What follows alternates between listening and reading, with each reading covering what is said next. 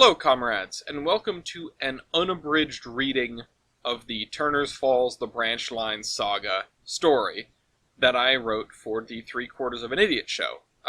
That went up a couple of months ago. The second episode, for which there is no unabridged version, came out, I believe, within this past week, or maybe it's releasing to the public in the next couple of days. I'm not entirely sure. But, at any rate, this is, as I said, an unabridged reading. It's going to be more or less an exact reading of my script, which is a little bit lengthy. And I did pair some slides to it so that you guys can see the photos that I was showing on that episode. If you haven't watched that, I'd recommend you do that first, because this is spoilers for that. And if you have watched that and you're coming here to check out the full story, which I will acknowledge has some issues, has some mistakes. It's not completely factual because of stuff that I learned after the fact, so take it with a grain of salt. But, you know, if you're coming here to check this out, I hope you enjoy. I'm not sure how long this is going to be, but I have the full paper script in front of me and the slide deck in front of you, and we'll go from there. So, let us begin. Turner's Falls, the Branch Line Saga. Part 1. Turner's Falls, Massachusetts.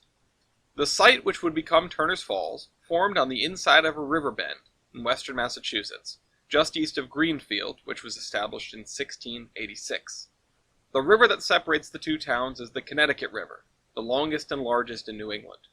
While not navigable at this location due to a substantial drop in elevation, it provides abundant fresh water, food, and later, power. In 1676, as part of King Philip's War, the peninsula was the site of a massacre of Native Americans. Captain William Turner, not the pirate captain, led and was killed in the surprise attack on the sleepy fishing camp of Pecopscut. About 40 of his 160 mounted soldiers were also killed during this slaughter of men, women, and children. Recognized as the turning point in the war, the Allied tribes would then sue for peace, beheading King Philip, their leader Metacomet, and sending his head to London as tribute. Ultimately, it is not known if the town is named as it is because of the waterfalls, or because Turner himself fell and is buried there. As an aside, New England has a penchant for giving names whose origins are seemingly straightforward, but aren't.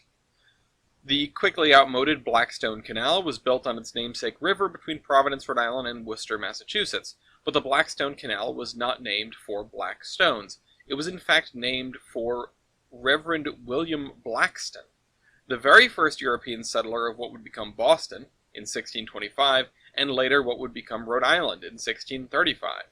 He was good friends with Rhode Island's founder, Roger Williams, who happens to be the namesake of a very unusual RDC train set, but also the ancestor of Brett Wiebold.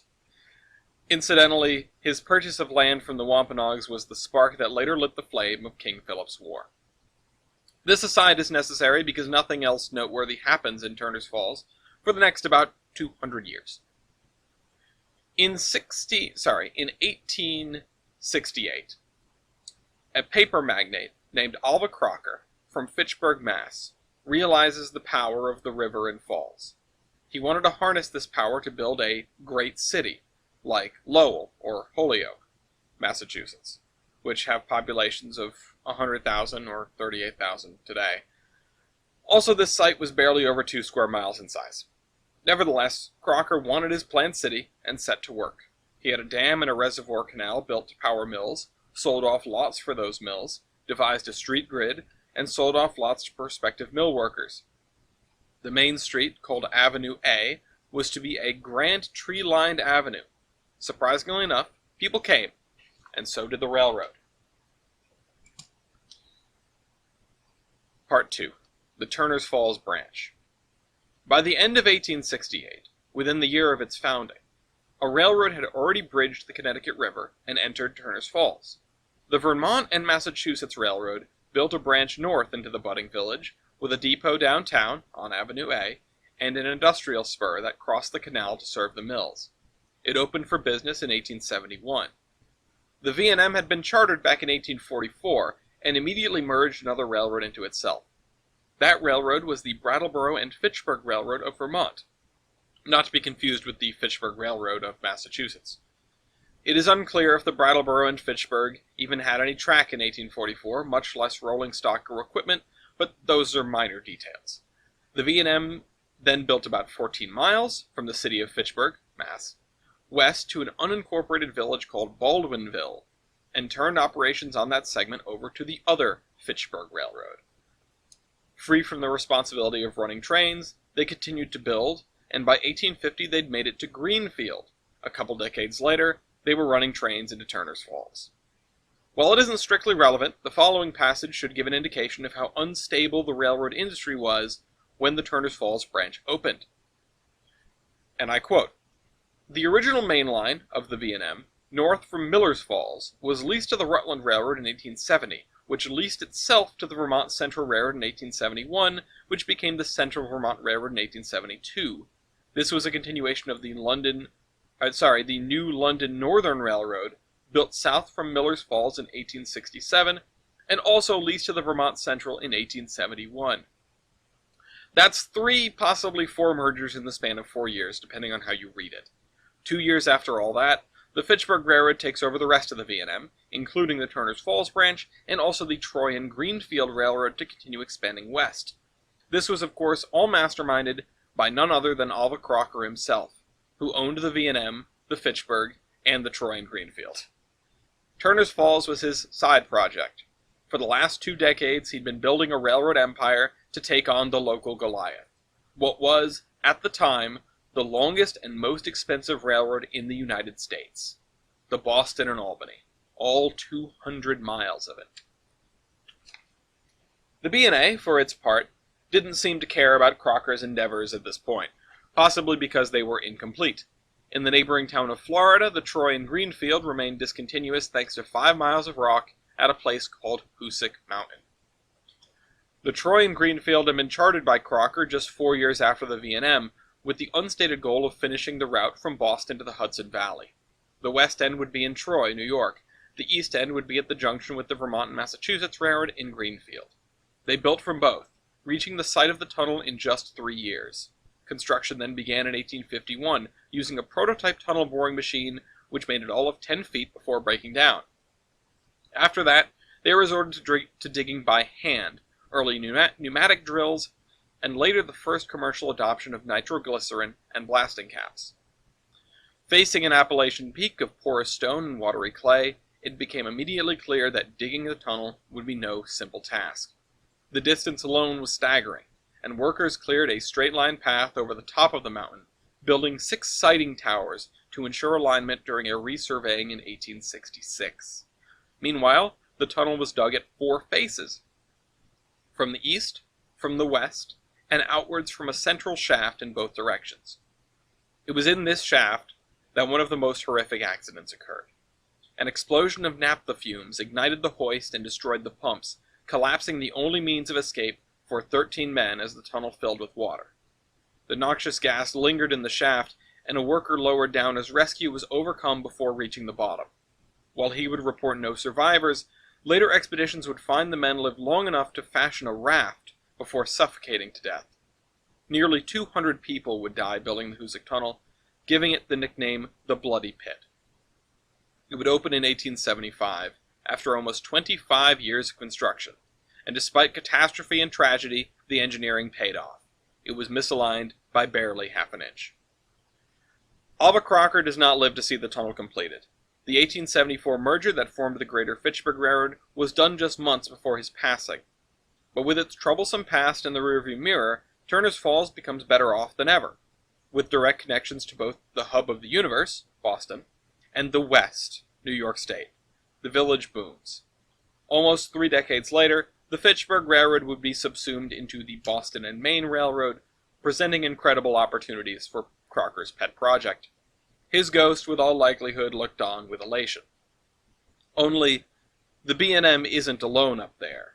Even as early as 1881, a second railroad has hit the village. Part 3. The other Turner's Falls branch. The New Haven and Northampton Company, not yet a railroad at its inception, started life as a proposed canal in the 1820s and was operating by 1835. It sucked. It ran only 8 months out of the year, thanks to freezing temperatures in the winter, and nearly from its completion was being outcompeted by the Hartford and New Haven Railroad, which loosely paralleled it. It took 5 years for people to realize it should have been a railroad itself, another 6 years to get authorization to make the switch, and 2 more years while they filled in the canal and laid tracks on it before the New Haven and Northampton Railroad saw its first train. The man we have to thank for this is Joseph Earl Sheffield, who bought the Ailing Canal Company in 1840. He had the vision, put up the capital, and did the political legwork over the course of nearly a decade. Unfortunately for Joseph, it still sucked. And with its direct competitor making money hand over fist for almost the NH&N's entire existence, the canal-turned railroad was quickly taken over. But not by its rival, by their rival. It just so happened that Mr. Sheffield was a charter member of the nearby New York and New Haven Railroad. Conveniently, it leased the canal line for 20 years, starting in 1848, and initially motivated it to continue building north towards Springfield, Mass., despite being on the wrong side of the river. This was theoretically a savvy move, as it would better compete with the Hartford and New Haven. There was only one problem. The canal did not go to Springfield, and their charter permitted them only to deviate from the canal when it was absolutely necessary for the sake of engineering. They fought it, but a Connecticut Superior Court judge, with some persuasion from the Hartford and New Haven, affirmed as much. So by 1850 they were running trains only as far as the town of Granby, the last stop before the Connecticut-Massachusetts border. The New Haven-Northampton refused to give up, though, and so created a total of 3 quote-unquote unrelated companies. The Farmington Valley Railroad, to build to the Connecticut border, the Hampton Railroad, to build from the state line to Westfield, Mass., and the Northampton and Westfield Railroad, to build between its namesake towns. Stunningly, these were all granted charters, fulfilled their purposes, and completed the original plan of the New Haven and Northampton in 1859. The companies were merged together and leased by the New Haven and Northampton, which was still under New York and New Haven control, for 999 years. If they weren't bound to be his adversary, Crocker would have been proud. And yet, it continued to suck. Unlike Springfield, Northampton was not a major city, and sending cargo further still required putting it on a boat, the one thing that wasn't a problem during its canal days. When the lease was up in 1868, the Hartford and New Haven opted not to renew. The New York and New Haven opted not to renew.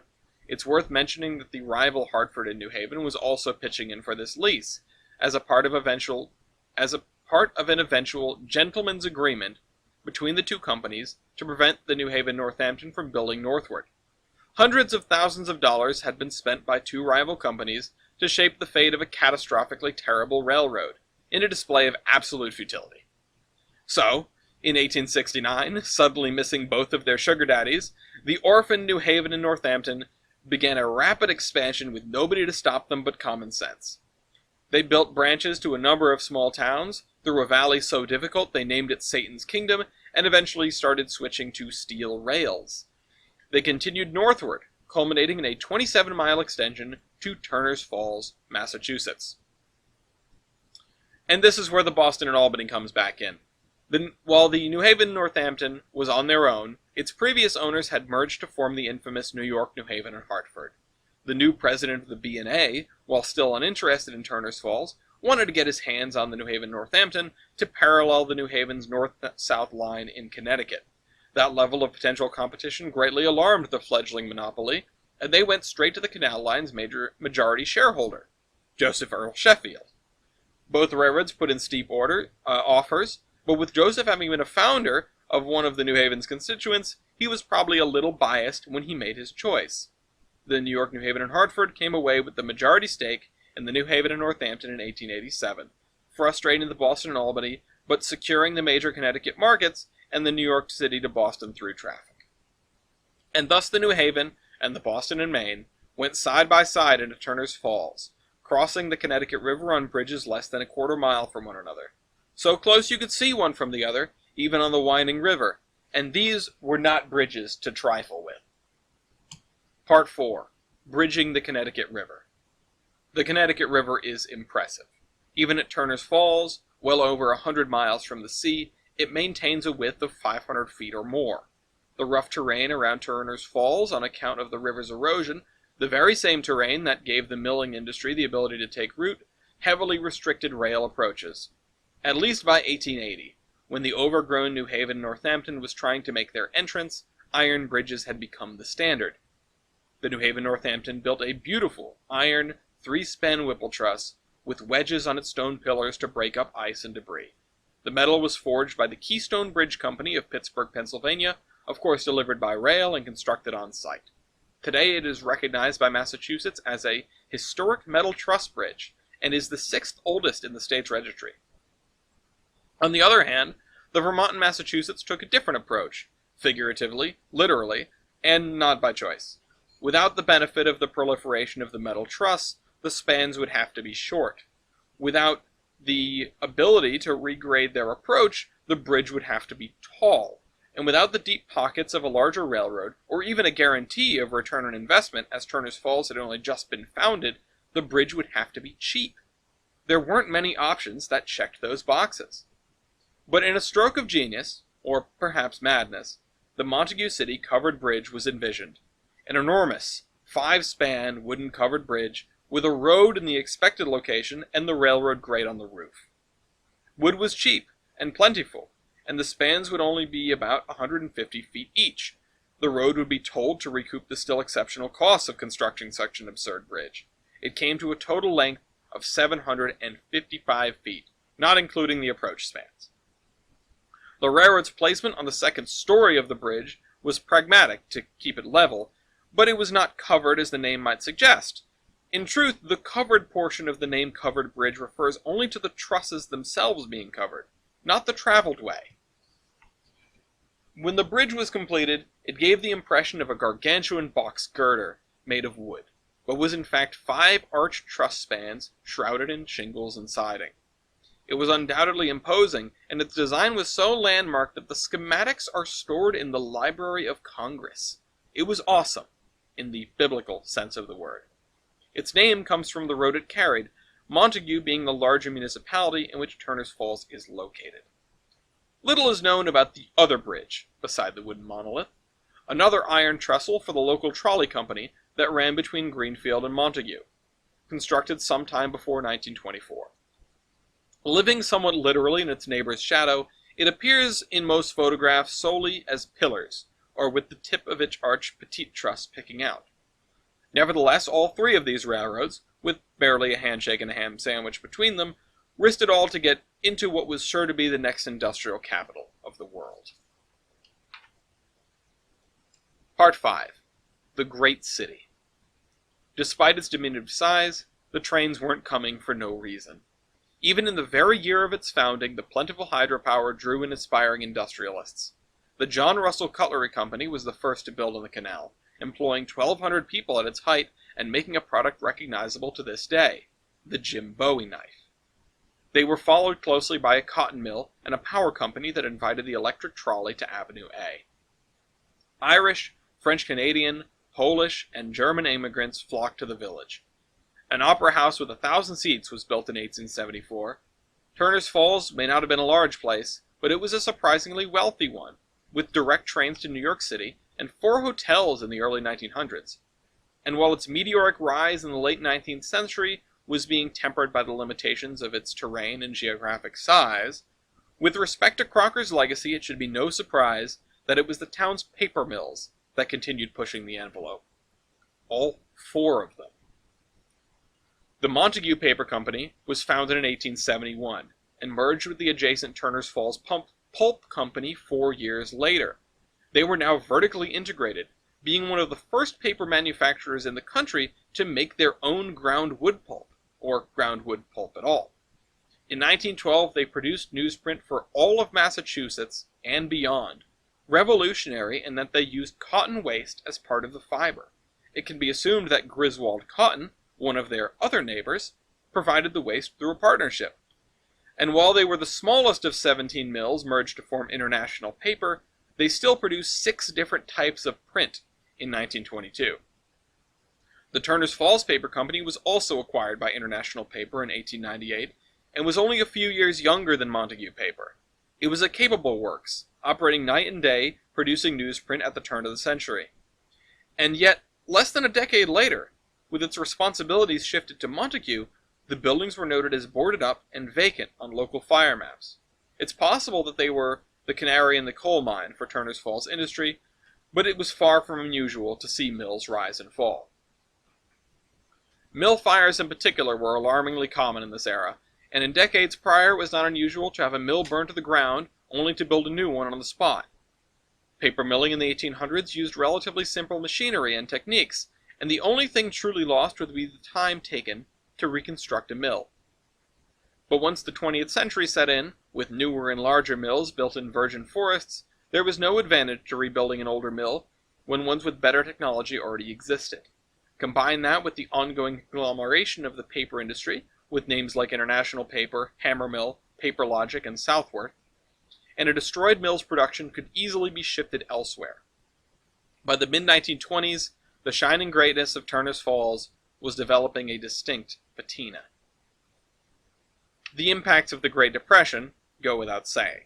The working population of Turner's Falls plummeted by over 60%, and mills either closed immediately or were set on the road to doing so. The Montague Paper Company was one of the first to go.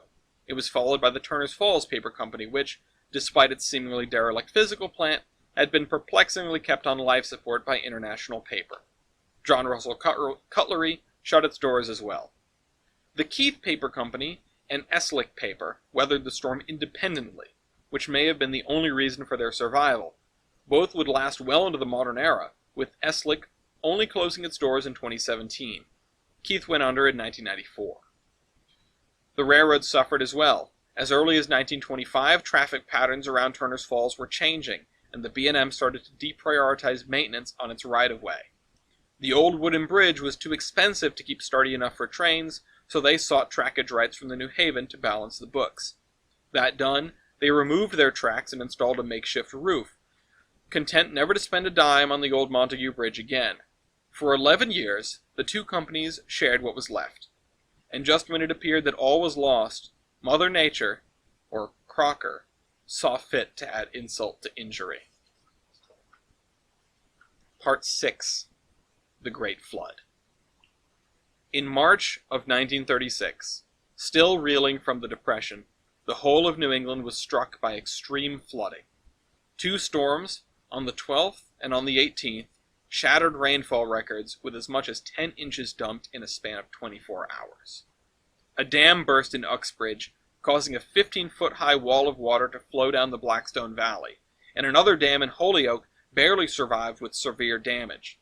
A third in New Hampshire was spared from overtopping thanks to over 500,000 sandbags, but the neighboring town of Hooksett was submerged under 20 feet of water. The National Guard helped the Springfield police patrol their city by boat, looking for looters and survivors. Ice jams exacerbated the destruction, wreaking havoc on flooded buildings from Maine to Washington, D.C. By the end of the 21st, over 260,000 people were reported homeless, with the cost of damage in the millions. The Connecticut River at Turner's Falls rose over 37 feet, setting a record that stands to this day. The water swamped the New Haven Bridge, it swamped the trolley bridge, and it swamped the covered bridge. The first two held fast, but the buoyancy of so much wood was too great to overcome. The ailing bridge would no longer be ignored by the B&M or anybody, and it was out for revenge. It lifted off its pillars and was taken by the powerful current. The Montague Bridge stayed in one piece, immediately shoving the trolley bridge from its piers. It crumpled, sank, and settled to the riverbed. Gaining momentum, a seventh of a mile of covered bridge rounded the bend where the Deerfield River pours in and took aim at its rival, assaulting the Whipple Truss and knocking down two spans before being dragged onward. The debris-breaking stone wedges, being completely submerged, did not protect it. 2 miles after gaining its freedom, the bridge was stopped by the Boston and Maine line, a formidable deck truss with loaded hoppers holding it down. Even with the extreme flooding, this one held fast. Waterlogged, battered by ice, neglect, and its own short journey, the bridge-killing bridge came to a reluctant halt. But the rest was short-lived. As the floodwaters receded, the floating bridge broke free. It slipped beneath the truss and continued downriver, past Montague and Deerfield, bearing down on the town of Sunderland. The first road crossing south of the Montague Bridge itself, the Sunderland Bridge, was also a Whipple truss, the perfect prey. 4 of 5 spans of the Sunderland Bridge were cleaved from their foundations and destroyed, 9 miles downstream from Turner's Falls. The next stop was Northampton, namesake of the very railroad that had challenged the Fitchburg and Crocker so long ago. But for its bloodlust, the Montague Bridge paid dearly. Its roof was torn off, and it finally broke apart, entire spans washing ashore on the tight river bends before the city. Its reign of terror had finally ended 20 miles downriver. The flood receded, people took pictures, and everyone wondered what was going to come next. Part 7. The Fate of a Branch Line.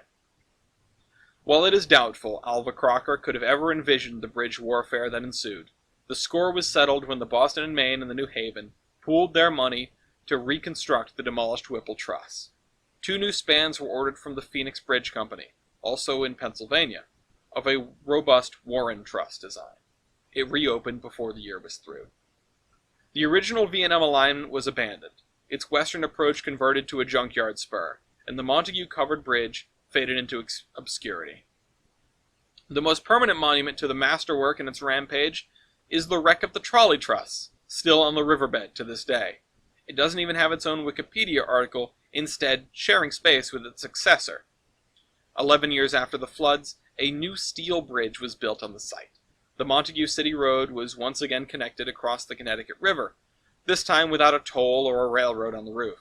The General Pierce Bridge was open from 1947 to 2021, at which point it was temporarily closed for heavy repairs, including a full deck replacement. On April 19th of the following year, a drunk driver crashed through the barricades and attempted to drive onto the deckless bridge, the car instead being stuck on the exposed floor beams. Whoever designed the traffic management plans for this project was probably mightily upset with all his hard work being subverted. For the record, that was a still bitter WSP employee by the name of Ellis D'Amelio. Thanks to its placement and the surrounding geography, Turner's Falls weathered the 1936 storms quite well, and when the trains returned they continued to be utilized. But the writing was on the wall. As more mills closed for good and the town assumed its place in the familiar Rust Belt story, the New Haven pulled out. As early as 1943 they had abandoned their connection to the branch entirely, and in 47 they turned ownership over to the Boston and Maine. The Boston and Maine, to its credit, continued serving Crocker's vision for decades afterward, even in its periods of steepest decline. Though they were loath to maintain it, into the 1980s the combined Turner's Falls branch remained in one piece, and in one place. The frustrating switchback to access it was not enough to keep the short locals from making the 5-mile-an-hour trip. The state of Massachusetts retained an interest in its continued operation, and so paid the railroad to rehabilitate it in the 70s, adding sand to the hourglass. Perhaps banking instead on the line's eventual dereliction, it was around this time that the Thomas Memorial Golf Course sprang up in Montague, bisecting itself with the rail line and inadvertently solidifying its legacy. The branch became a rail fan icon, but for the inevitability of fate. The Boston and Maine, like all other railroads come 1980, was struggling. When the Staggers Act released them from their responsibility to the dying light of Crocker's dream, the last train was already visible at the end of this long and dilapidated tunnel. Freight service ceased by 1981, and a belated inspection of that service by the Massachusetts Department of Public Utilities was met with apathetic silence from the B&M management. The state no longer had the power to keep them running it. Before the official abandonment filing, the B&M dispatched their business train to make a final inspection. That business train was a single-rail diesel car, one of 105 purchased for various uses, the only one they owned with a kitchen. The RDC-2 number 6212 would make one run to satisfy the officials, returning to East Deerfield Yard as the last rail vehicle to drive the Turner's Falls branch. Perhaps as one final act of vengeance by the spirits of the bridge and Alva Crocker, 6212 would catch fire and burn in 1984, a year before the line was finally torn up. The surviving span of the Whipple Truss is now the oldest surviving span anywhere on the Connecticut River. It's still in use as part of the Canal Side Rail Trail, a bike path that follows some of the old New Haven branch. William Turner's headstone is across the river in Greenfield, while Alva Crocker is memorialized in Fitchburg. Turner's Falls itself remains but a pretty village, still recovering from its decline and searching for its place in today's post-industrial landscape. I'd like to thank everyone for giving this a listen. I hope you all enjoyed. If you have any questions, comments, concerns, corrections, etc., feel free to leave them in the comments. Also, feel free to do the liking and the subscribing, that sort of thing. I will, of course, dish out the one correction that I know off the top of my head, which is the trolley bridge, sadly, for the sake of the story, was not demolished by the floating bridge. Instead, it was knocked off by the floodwaters before the Montague Bridge went. How do we know this? Allegedly, there is a video. So, boy, if anybody knows where that is, I'd love to see it. I will post the link to the script so that everyone can read through it if they so desire. I will also, of course, link to the 3/4 of an Idiot show. Not that you should watch it in that order, because you should watch that one first. Should have mentioned that at the top of the show. And keep an eye out for the next one, which is on another New England bridge-related catastrophe. But this has been a long time coming. Like I said, I appreciate everyone who's taken a listen, taken a watch. I appreciate the rest of the 3/4 of an Idiot, Mark, Layton, and Brett, for having me on and letting me share this story with the world. I appreciate everyone who has made memes and sent them to me about William Turner and the bridge and just everything else in this story. But that is my closing thoughts. So, have a great day, have a great week or weekend or night or morning or whenever it is that I get around to posting this, but it should be relatively soon. And, stay tuned for more similar shenanigans. I mean, there might not be another thing like this, but, well, I do all sorts of stuff. Buy trading cards, theironhorseman.com. Check out our steam locomotive trading cards. This is the Admiral, signing off.